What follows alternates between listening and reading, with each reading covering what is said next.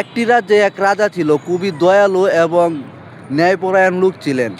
তিনি পাশের রাজ্যে সফর করতে যেয়ে দেখে রাস্তার মধ্যে এক বৃদ্ধ লোক ভিক্ষা করতেছে। তখন জিজ্ঞাসা যে তুমি ভিক্ষা করে খাও কেন? তখন বলে যে আমার বাড়ি ঘর তো নাই, গায়ে শক্তি সামর্থ্য নাই, আমার তো ভিক্ষা করে খাওয়া লাগবো, না হলে তো আমি না খেয়ে মরে যাব। পরে রাজা বলল ঠিক আছে। পরে এই কথা শুনে রাজা আইসা বললো বাড়িতে, আইসা মন্ত্রীরা ডাক দিল, মন্ত্রী তুমি এদিকে আসো। মন্ত্রী আসলে জি জাহাবানা, ওই এমক রাজ্যে এমক লোক আছে, তুমি এই 50,000 টাকা ওই এমক লোকরে যাইয়া দিয়ে আসো। কয় জি জাহাবানা। পরে ওই মন্ত্রী রাজার কক্ষতে বাইরে আইসাই সেনাপতিরা ডাকলো, এই সেনাপতি তুমি এদিকে আসো।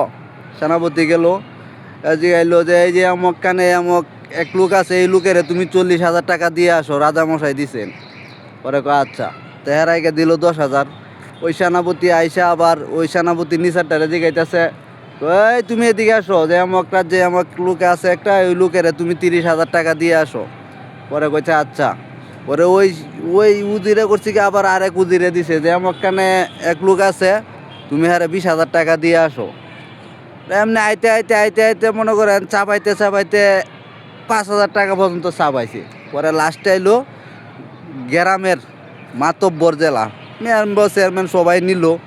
পরে লাস্টে আইলো যে গ্রামের ফাতি মাতবর আছে না, ফাতি মাতবরের কাছে আইসা আইলা কইলো যে এই তোমার তো এমক রাজ্যের রাজা কিছু টাকা দিছিল, দেবার কথা আছিল, তা টাকাটা দেয় নাই, সামনে বছর দিব, তুমি তাইকো আশায় তাইকো যে উনি দিব বলছে দিব। তবে লাস্টে ওই চাষা মিয়া ভিক্ষুক বেড়া আর কিছু পাই নাই, 5,000 যাও ছিল ওইটা হয়ে পকেটে তুই দিছে। কি বলবো, দুঃখের বিষয়।